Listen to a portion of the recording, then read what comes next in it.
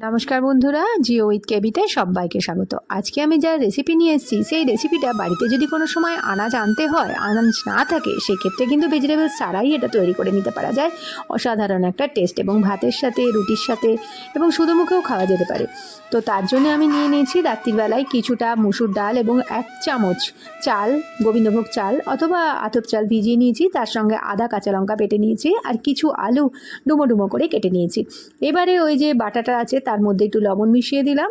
সারা রাত এটা ভিজেছিল এবং সকালবেলাতে ওটাকে বেটে নিয়েছি মিক্সিতে। এরপরে দেখো তেল দিয়ে দিচ্ছি, একদম ছোট্ট ছোট্ট বড়া ভাজবো, ভাজা বড়ির মতো সেরকমই বড়া ভাজবো। আর তার জন্য আমি এরকমভাবে অল্প তেলে একটুখানি জাস্ট একটু ভাজা করে নিয়েছি। তোমরা ওটা ডিপ ফ্রাইও করতে পারো। তো যাই হোক, এইভাবে দেখো ছোট্ট ছোট্ট ছোট্ট ছোট্ট করে দিয়ে দিয়েছি। আর এইগুলো ভাজা হচ্ছে, ভাজা হয়ে যাওয়ার পর এক পিঠ হয়ে যাওয়ার পর আর এক পিঠ উল্টে দিয়েছি।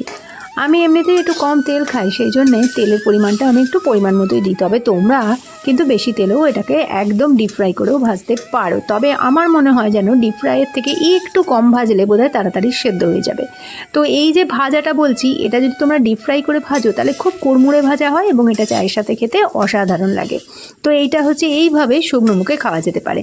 আর একটা হচ্ছে যে তরকারিটা আমি করছি, মানে যে ডিশটা আজকে আমি বানাচ্ছি, সেই ডিশটা ভাতের সাথে এবং রুটির সাথে বা লুচির সাথে, মানে যে কোনো ময়দার ডিশ অথবা ভাতের ডিশের সাথেও চলতে পারে।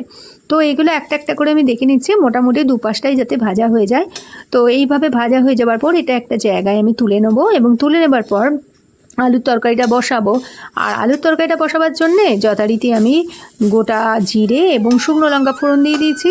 আর তারপরে আলুগুলো দিয়ে একটু ভালো করে কষিয়ে নিয়ে তার মধ্যে জিরে গুঁড়ো, ধনে গুঁড়ো এবং হলুদ গুঁড়ো আর কাশ্মীরি লঙ্কার গুঁড়ো মিশিয়ে এটা দিয়ে, আর আদা, অবশ্যই আদাটা কুড়ে নিয়েছি, দিয়ে ওটা একটু তরকারিটা ভেজে নিতে হবে। মানে তরকারি মানে হচ্ছে ওই আলুটাকে একটু কষিয়ে নিতে হবে।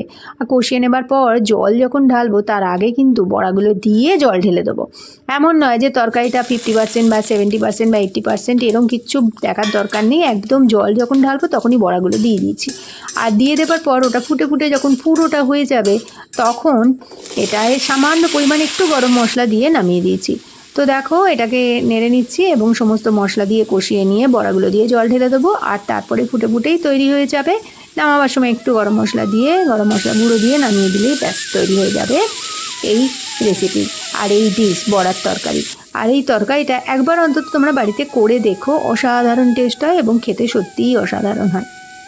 তো দেখো পরপর আমি দিয়ে দিলাম প্রথমে হলুদ, প্রথমে নুন দিলাম, তারপর হলুদ দিলাম, তারপরে আদা বাটা, মানে আদাটা একটু কুড়ে নিয়েছিলাম, আর তার সঙ্গে রেড মির্চ মানে কাশ্মীরি লঙ্কার গুঁড়ো দিয়ে দিয়েছি, একটু জিরে গুঁড়ো, একটু ধনে গুঁড়ো দিয়ে এবারে দেখো এই যে এটা কষিয়ে নেবার পর বড়াগুলো ভেজে রেখেছিলাম সেগুলো দিয়ে দিলাম সব শুদ্ধ। আর 2-3 বার মতো নেড়ে নিয়ে এবার জল ঢেলে দিচ্ছি। আর জলটা কুসুম গরম দিয়েছি, একদম ফুটন্ত গরম নয় আর একদম কনকনে ঠান্ডাও নয়।